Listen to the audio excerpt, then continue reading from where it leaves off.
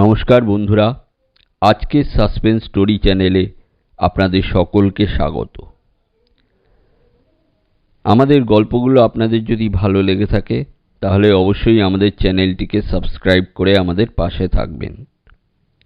আজকের গল্প কুটুম কাটাম, লেখক সত্যজিৎ রায়।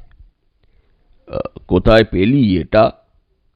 আমাদের বাড়ির কাছেই ছিল, বলল দিলীপ।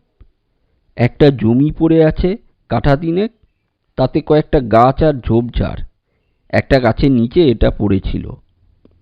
অলোকের বাড়িতে সেদিন দেখেছিলাম একটা গাছের গুঁড়িকে কেটে তার উপর গোল কাঁচ বসিয়ে টেবিল হিসেবে ব্যবহার করছে। দেখে আমারও শখ হয়েছিল। গুঁড়ির বদলে ইটে পেলাম। ব্যাপারটা আর কিছুই না, একটা গাছের ডালের অংশ। সেটাকে একভাবে ধরলে একটা চতুষ্পদ জানোয়ারের মতো দেখতে লাগে।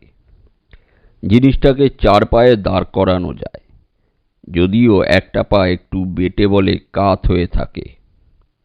পিঠটা ধনুকের মতো বাঁকা, একটা লম্বা গলাও আছে, আর তার শেষের অমসৃণ অংশটাকে একটা মুখ বলে কল্পনা করে নেওয়া যায়। এছাড়া আছে একটা 1 ইঞ্চি লম্বা মোটা লেজ। সব মিলিয়ে জিনিসটাকে বেশ দেখবার মতো। দিলীপের যে চোখে পড়েছে সেটাই আশ্চর্য। অবশ্য আশ্চর্যই বা বলি কি করে, দিলীপ চিরকালই একটু আর্টিস্টিক মেজাজের। স্কুলে থাকতে বইয়ের পাতার ভিতর ফুলের পাপড়ি আর ফার্ন গুজে রাখত। ওর সারা বাড়িতে ছোটখাটো শিল্পদ্রব্য ছড়ানো রয়েছে, যাতে সুরুচির পরিচয় মেলে। ঢোকরা কামারদের কাজ দেখতে একবার বোলপুর থেকে গুসকরা চলে গিয়েছিল। সেখান থেকে আমাদের সকলের জন্যই একটা করে ঢোকরার কাজের নমুনা নিয়ে এসেছিল। পেঁচা, মাছ, গণেশ, পাত্র, যেগুলো ভারী চমৎকার। আমি বললাম, এ ধরনের জিনিস কিন্তু তুই প্রথম সংগ্রহ করছিস না। গাছের ডালের পুতুল তোর আগে আরেকজন জমিয়ে গেছে।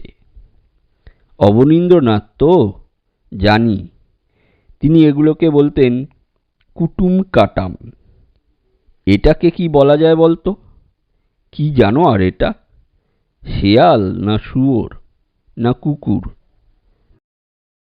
নাম একটা ভেবে বার করা যাবে। আপাতত কোথায় রাখছিস জিনিসটাকে? আমার শোয়ার ঘরে তাকে। কালই তো সবে পেয়েছি, তুই এসে গেলি বলে তোকে দেখালাম। আমি আছি একটা বিজ্ঞাপনের অফিসে, আর দিলীপ কাজ করে একটা ব্যাংকে। দিলীপ বিয়ে করেনি এখনো। আমার একটা সংসার আছে, একটি 5 বছরের ছেলে আছে, তাকে সবে স্কুলে ভর্তি করেছি। দিলীপের বাড়িতে মাঝে মাঝে সন্ধ্যেবেলা আড্ডা হয়। আমাদের আরও 2 বন্ধু শীতাংশু আর রনেন আসে, ব্রিজ খেলা হয়। দিলীপ গাছের ডালটা পাওয়ার কয়েকদিনের মধ্যেই আড্ডায় সকলকে দেখালো। রনেন প্রচণ্ড বেরসিক, তার চোখে জানোয়ার ধরা পড়ল না। বলল, মিথ্যে আবর্জনা এনে বাড়ি বোঝাই করছিস কেন? এতে কত রকম জার্মস থাকতে পারে জানিস? তাছাড়া পিঁপড়ে ঘুরে বেড়াচ্ছে জিনিসটার গায়ে।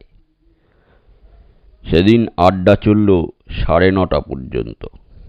তারপর দিলীপ আমার দিকে ইশারা করে আমাকে কিছুক্ষণ থাকতে বলে অন্যদের দরজার মুখে পৌঁছে দিল। তারপর দরজা বন্ধ করে আমার কাছে আসতে আমি বললাম, কি ব্যাপার?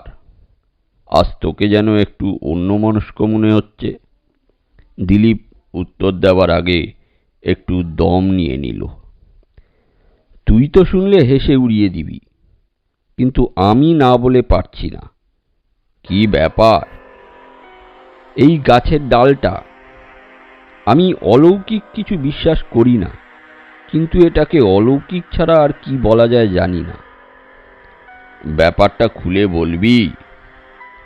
মাঝরাত্রিরে তাকের উপর থেকে একটা অদ্ভুত শব্দ শুনতে পাই, যেখানে জানোয়ারটা থাকে। কিসের শব্দ? একটা ফুটোর মধ্যে দিয়ে হাওয়া বইলে যেরকম শীষের মতো শব্দ হয়, কতকটা সেই রকম, কিন্তু তার সঙ্গে যেন একটা কান্নার ভাব মেশানো। তুই তখন কি করিস?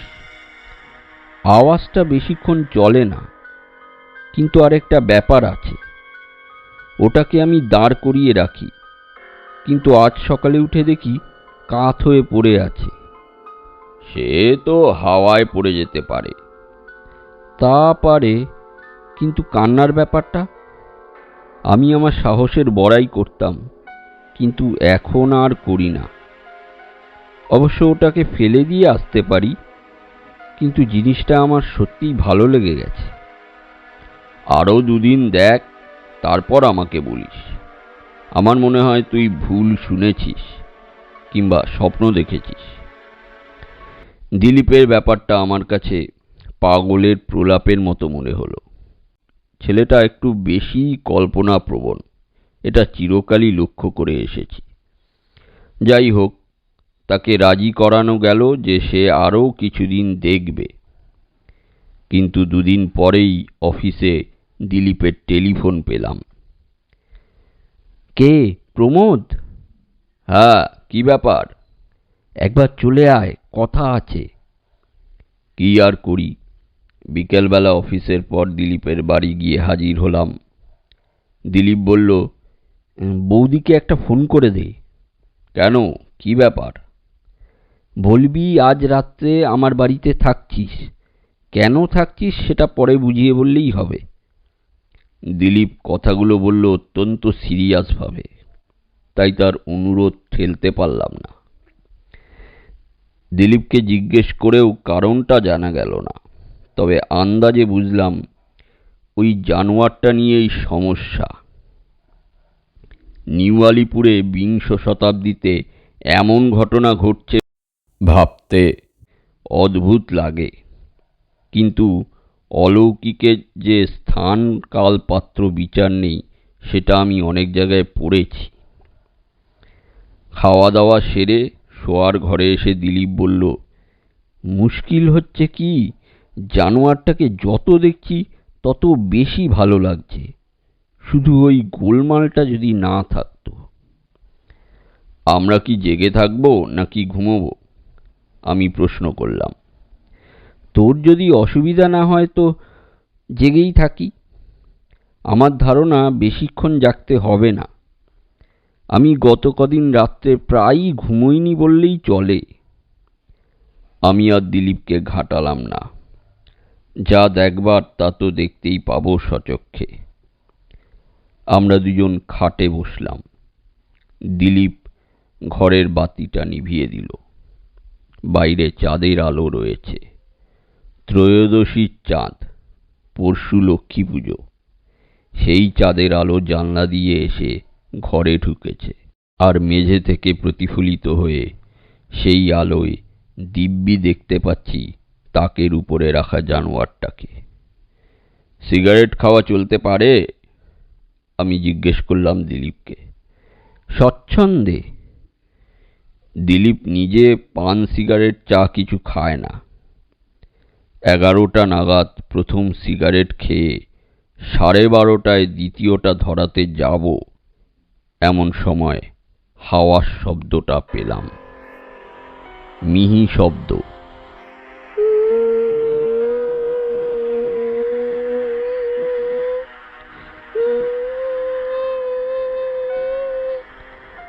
আর তাতে একটা সুর আছে।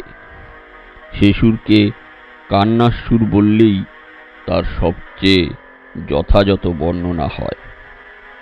আমি আর দ্বিতীয় সিগারেটটা ধরালাম না। শব্দটা যে তাকের দিক থেকেই আসছে তাতে কোনো সন্দেহ নেই।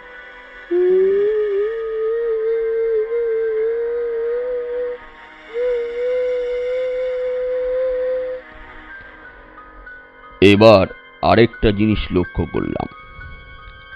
জানোয়ারটা যেন নড়াচড়া করছে, বারবার সামনের দিকে নিচু হয়ে পিছনের পা দুটো তাকের উপর আছড়ে ফেলছে। তার ফলে একটা খট খট শব্দ হচ্ছে। দিলীপের কথা আর অবিশ্বাস করার উপায় নেই। আমি সচক্ষে দেখছি ঘটনাটা। বেশ বুঝতে পারছি দিলীপ আমার পাশে কাঠ হয়ে বসে আছে, তার বাঁ হাত দিয়ে আমার শার্টের আস্তিনটা খামচে ধরে। দিলীপ এতটা ভয় পেয়েছে বলেই হয়তো আমার ভয়টা অপেক্ষাকৃত কম, কিন্তু নিজের মধ্যে ঢিপঢিপানি আমি নিজের কানেই শুনতে পাচ্ছি।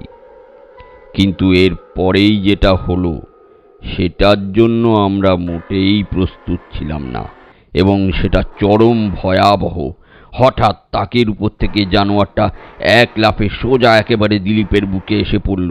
দিলীপ চিৎকার করে উঠেছে, আর আমি গাছের ডালটাকে খামচে ধরে দিলীপের বুক থেকে ছাড়িয়ে এনেছি, কিন্তু বেশ বুঝতে পারছি সেটা আমার মুঠোর মধ্যে ছটফট করছে।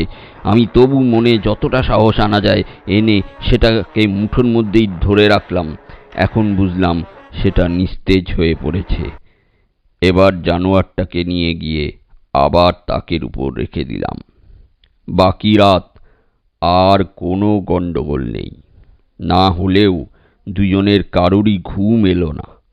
সকাল হতেই দিলীপ বলল, ওটাকে যেখানে ছিল সেখানেই ফেলে আসি, চল। আমি বললাম, আমার মাথায় কিন্তু অন্যরকম একটা চিন্তা এসেছে। সেটা কি? ফেলে আসবার কথাটা আমার মনে হয়নি, তবু তুই যেখানে ডালটা পেয়েছিলি সেখানে একবার যাওয়া দরকার এক্ষুনি। দিলীপ এখনো ঠিক প্রকৃতিস্থ হয়নি, এর মধ্যে তাকে দু একবার শিউরে উঠতে দেখেছি। সে বলল, সেখানেই তো যাব, গিয়ে জিনিসটাকে ফেলে আসব। ফেলবো কিনা সেটা পরে স্থির করা যাবে, আগে একবার জায়গাটায় চল। ওই গাছের ডালটাকে নিয়ে? সেটার এখনো দরকার নেই। আমরা দুজন বেরিয়ে পড়লাম। বাড়ি থেকে মাত্র 5 মিনিটের হাঁটা পথ। 3 দিক বাড়িতে ঘেরা একটা পোড়ো জমি আছে, তাতে একটা তাল, একটা কাঁঠাল, আর একটা অজানা গাছ, আর কিছু ঝোপঝাড়। এটা যে এখনো কেন পড়ে আছে তা জানি না। দিলীপ আমাকে নিয়ে গেল কাঁঠাল গাছটার নিচে। একটা বিশেষ ঝোপের দিকে আঙুল দেখিয়ে বলল, ওর পাশেই পেয়েছিলাম ডালটা। আমি তার আশেপাশে খুঁজতে লাগলাম। বেশি খুঁজতে হলো না, 3 মিনিটের মধ্যেই আমি হাতে করে তুলে ধরলাম একটা গাছের ডাল, যেটা বলা চলে দিলীপের বাড়িতে যেটা আছে সেটার প্রায় জমজ। তফাৎ কেবল এটা যে এটার লেজ নেই। দিলীপ প্রশ্ন করল, কি করবি এটা নিয়ে? বললাম, আমি করব না, তুই করবি। তুই এটাকে অন্যটার পাশে রাখবি। আজও রাত্রে আমি তোর বাড়িতে থাকব, দেখি কি হয়। 2 জানোয়ার সারা রাত ধরে দিলীপের ঘরের তাকে পাশাপাশি দাঁড়িয়ে রইল, কোনো গোলমাল নেই। আমি বললাম, বোঝাই যাচ্ছে দ্বিতীয়টা ওর দোস্ত। তুই দুটোর মধ্যে বিচ্ছেদ ঘটিয়েছিলি বলে যত গণ্ডগোল। কিন্তু এমনও হয় 20 শতাব্দীতে? আমি শেক্সপিয়ার আউড়ে দিলাম। স্বর্গে মর্তে এমন অনেক কিছুই ঘটে হরেশীয়, যা তোমাদের দার্শনিকেরা স্বপ্নেও ভাবতে পারে না। এগুলোর নাম? কুটুম আর কাটাম। আপনারা এতক্ষণ শুনছিলেন সত্যজিৎ রায়ের লেখা কুটুম কাটাম।